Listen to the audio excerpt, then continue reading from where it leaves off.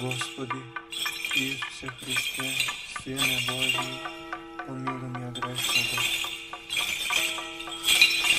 Кажеме да се изразиме со на евангелското, добро е здje biti, odnosno dobro je da se vide ovde, među vas, na evharistijsko i liturgijsko sobranje.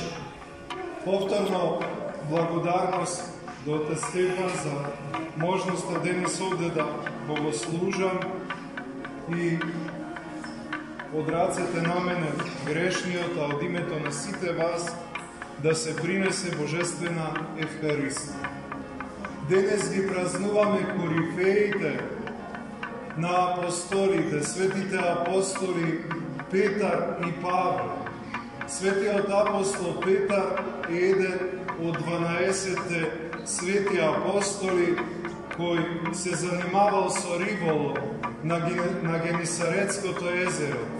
И тогаш го сретнува Бого човекот Христос, кој му вели врви по мене.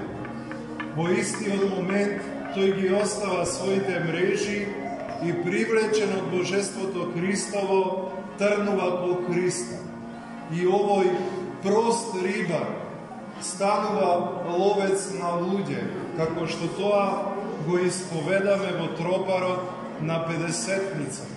Ти рибарите си ги умодрил и си ги направил ловци на Вселената.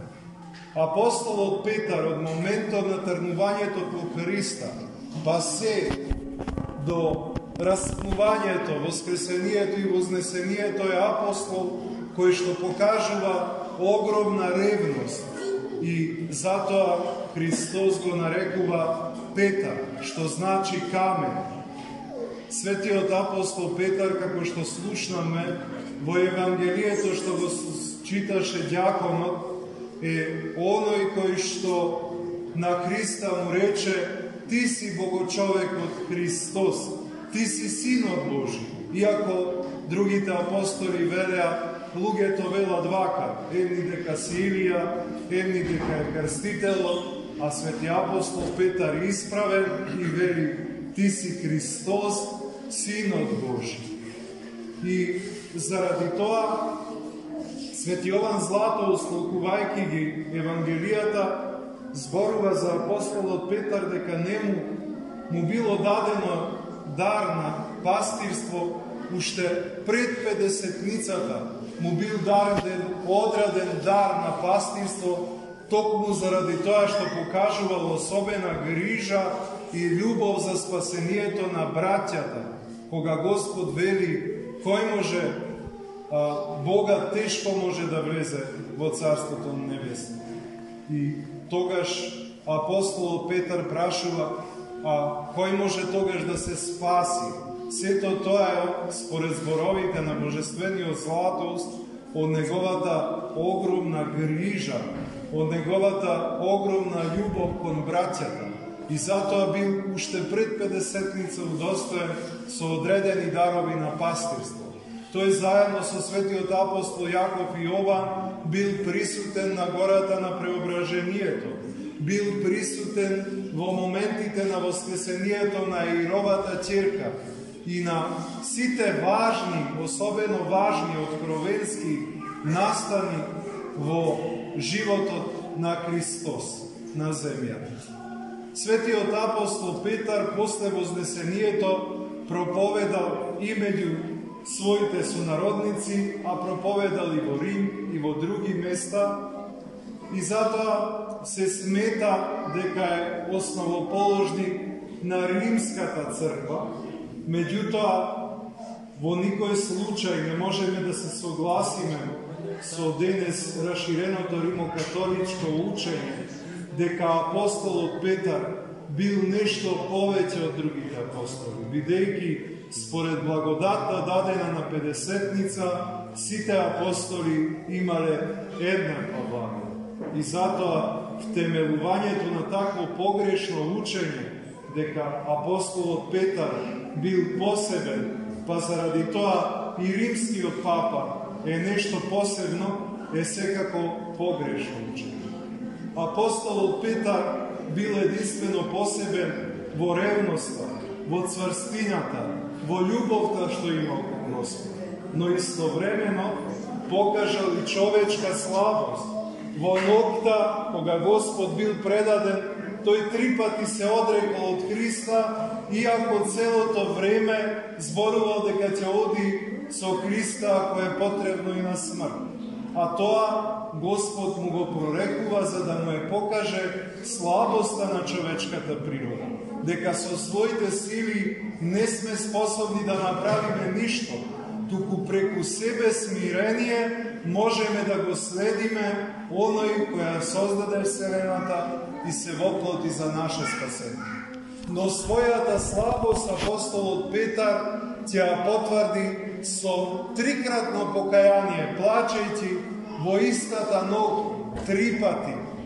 Пред Петел да запее и преданието вели дека до крајот на животот свој, кога ќе се сетел или кога ќе слушнал Петел, во утрото плаче.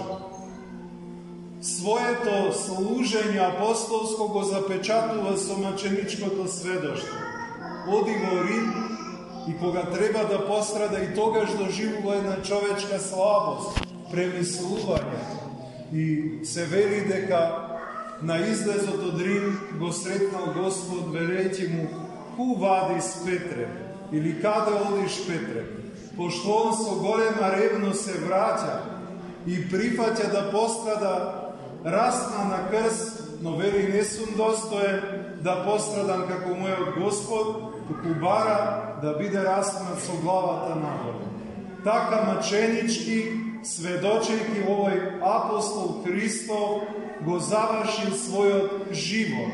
Апостол и меѓу своите сонародници, апостол и меѓу незнабожците, вистинска тврдина на црквата Христова. И кога Господ му вели: "На тебе ќе ја содидам црквата своја", и тоа треба да се знае, за да не се протолкува погрешно, а во полза на погрешната римокатоличка еклесиологија.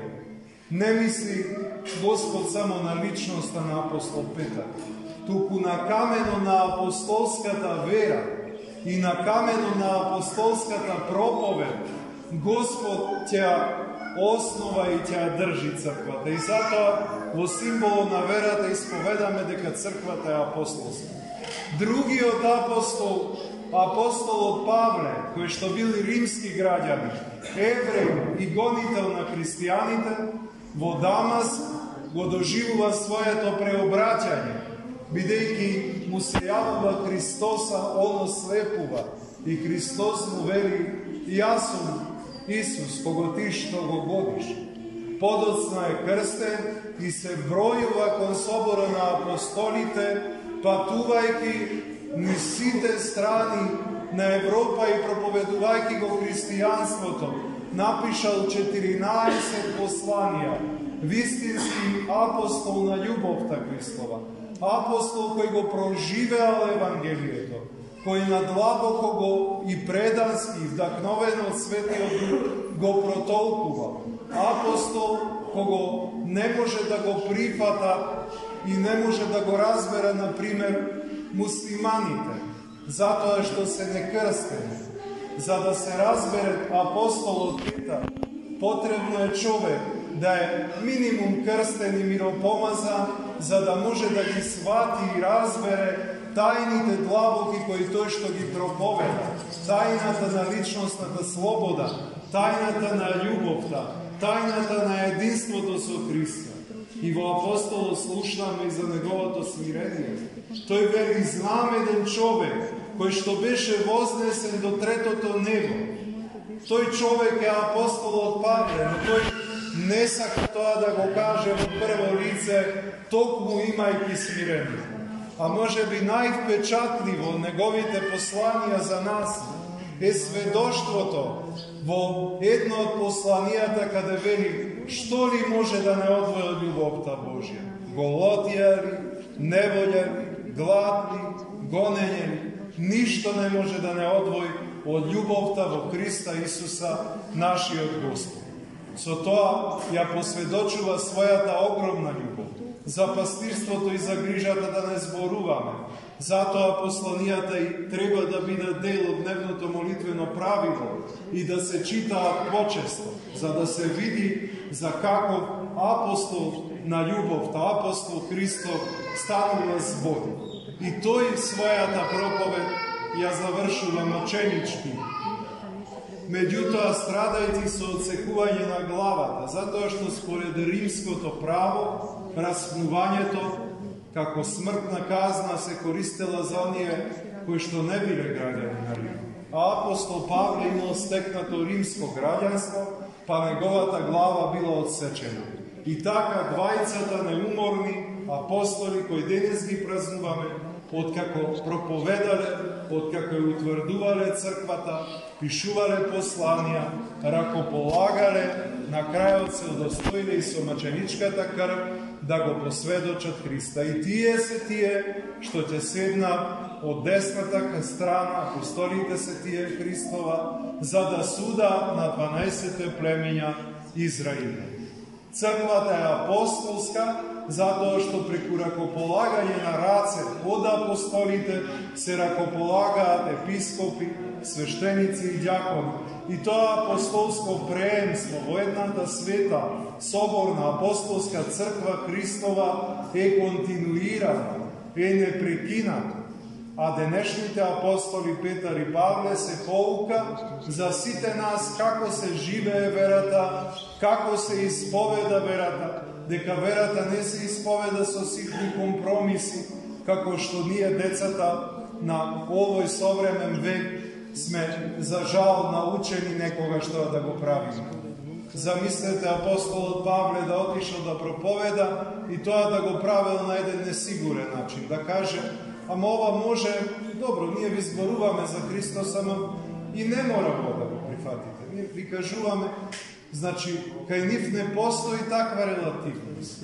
Кај нив постои безкомпромисност, кога станува збор за Евангелието и откровението. Ние сите сме грешни, но од друга страна, кога станува збор за верата Христова, потребно е да бидеме безкомпромис. И ако народот треба да се огледува на овие апостоли, колку повеќе треба да се огледуваат епископите на црквата и свештениците. Мноштво, многу пати повеќе може да се огледуваат затоа што во нив се гледа вистински пастиш. И најмногу од се гледа вистинска грижа за православната црква. Значи, никогаш човек не може да биде во црквата, а да ги стави личните интереси, какви и да се, пред црквата. Единството на црквата, битието на црквата е поважно од сите наши лични работи. Вака размислувале апостолите. Вака ги решавале сите делби и конфликти, мислејќи и водејќи сметка за единството на црквата. Оти, ако се разори единството на црквата, него Бог ќе го разори. Затоа е потребно многу да внимаваме. Личните гревови Бог не ги проштева и не милува и не љуби, затоа се разори. Но гревовите кон црквата се гревови кои може да бидат страшни. Затоа грижата за поредокот на црквата, за единството на црквата, за апостолското предание, за еклесиологијата на црквата треба да не бида првенствено важни, зашто секое прекршување на тоа предание носи доволни последици. Гледаме како тоа прекршување на преданието донесе болни последици кај нашите браќа и сестри од Украинската православна црква. Тука е митрополитот Онуфри, а кого му е одземено државјанството пред некој ден, доколку ги следите настаните. Митрополитот Лонгин, кој што е жив маченик на денешница, жив светител на денешница. И сите тие страдања се предизвикани заради неправилна еклесиологија и недржење на еклесиолошкото предание. А тоа недржење на еклесиолошкото предание повторно и пак доаѓа од и поради човечки интереси. Било какви да се. Е таквото ставање на човечките интереси пред црквата, пред заедницата е трагедија. И таквиот грев, за таквиот грев треба многу огромно покаяние за Бог да го прости. Затоа да се угредуваме на апостолското предание. Кој исповеда поинаку од нас, апостолот Павле вели да му биде анатема. Затоа нашата вера е отечка, вера апостолска, вера базирана на предание. И до тоа предание да се држиме, ако сакаме, денешните славеници, апостолите Петар и Павле, да ни бидат помошници во целиот наш живот, во сите наши дели. Нека овие славни апостоли, Петар и Павле, денес во Небесната црква, пред Троичниот Бог, се помолат за сите нас, кои што се собраме овде, евхаристиски, литургиски, да го прославиме нивниот свештен спомен. На многая и благая лета. Амин. Господи Исусе Христе, Сине Божий, помилуй меня грешного.